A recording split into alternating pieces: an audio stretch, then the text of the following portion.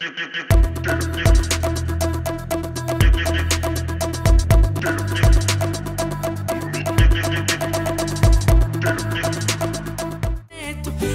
mi casa, mi familia, mis afectos, dejar mi tierra y mis amigos, porque no todos se vienen conmigo. Y yo lloré, grité y pataleé, pero la vida me lo hizo entender y agarré mi guitarra y mi equipaje. Salir de casa, irse a otro lugar, pensar en no regresar o hacerlo cuando las cosas en tu país de origen mejoren, no es fácil. Nadie quiere irse del sitio en el que se imaginó viviendo toda su vida. Por eso hoy en Frenéticas, la sección de opiniones críticas del Sistema Integrado de Medios, hablamos de la migración y rendimos homenaje a todas las personas que tuvieron que irse, aun cuando no querían hacerlo.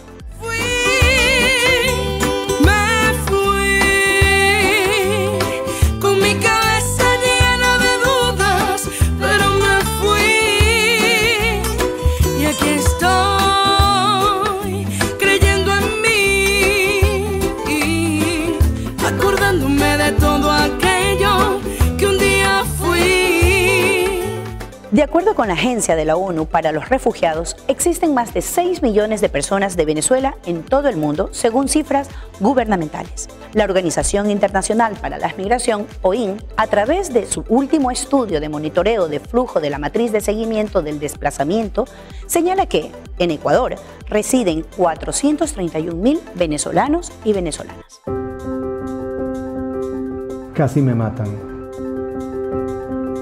Una mañana salí de casa a ir al trabajo. Unos hombres en una moto se me acercaron, me robaron, me golpearon y me dejaron tirado en la calle. Me dijeron que un hombre como yo no debería vivir.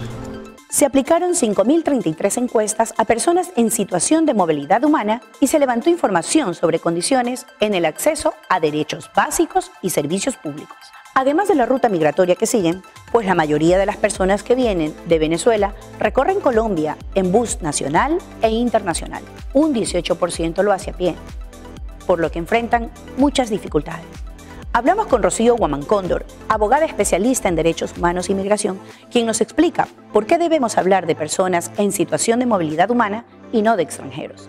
La forma en llamar a una persona, y en este caso una persona sujeta de derecho, es un acto político. Es decir, llamarla extranjero o extranjera o llamarla persona en situación de movilidad humana te posiciona políticamente. Y esa posición política lo ha establecido el Estado ecuatoriano en su Constitución.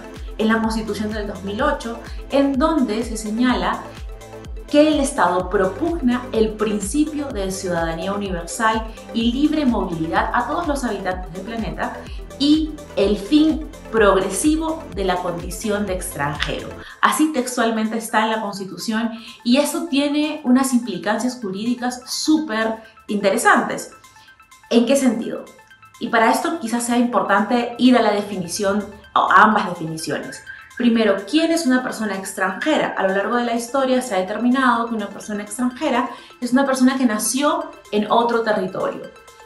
Pero esa no es la única característica, sino que también tiene otras implicancias, como por ejemplo el acceso restrictivo a ciertos derechos. Por otro lado, una persona en movilidad humana es una persona que tiene la misma dignidad y por lo tanto el mismo acceso a los derechos fundamentales. Ahí está la diferencia. Ahora, el Estado ecuatoriano tiene una posición al respecto, una posición que está en la Constitución. Aunque los migrantes cuentan con albergues de emergencia, ayudas de ONG, presentan cargas familiares que tienen que atender aquí y en Venezuela, por lo que les toca trabajar informalmente para salir adelante. Además, tienen que enfrentarse a los mismos problemas de la población del país de acogida: delincuencia, inseguridad, falta de empleo y más. Eso sin hablar de la estigmatización, xenofobia y tratos discriminatorios que reciben por parte de algunas personas en Ecuador. Se encontró que una gran mayoría está en situación irregular. Para atender el problema, se firmó el decreto ejecutivo número 436 del 1 de junio del 2022 que prevé un proceso de regularización para los ciudadanos venezolanos que durará 12 meses a partir del 15 de agosto del 2022 hasta el 15 de agosto del 2023.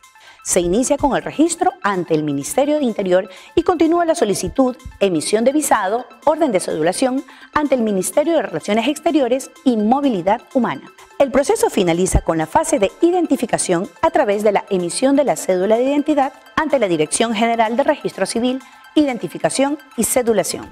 Otro asunto que nos preocupa es el tratamiento que los medios de comunicación dan a las noticias de personas migrantes. ¿Qué sentido tiene mencionar la nacionalidad de una persona en situación de movilidad humana dentro de la cobertura de hechos? Los delitos deben ser condenados con todo el peso de la ley, sea cual sea la procedencia del autor o la autora de la infracción. Asimismo, en el caso de los femicidios, es sumamente importante darle el nombre a los actos para que no queden impunes.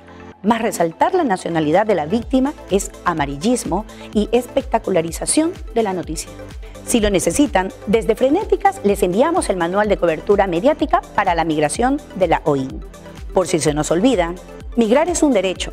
La Declaración Universal de los Derechos Humanos consagra la libertad de circular en cualquier territorio. No está de más aceptar y tolerar lo diferente.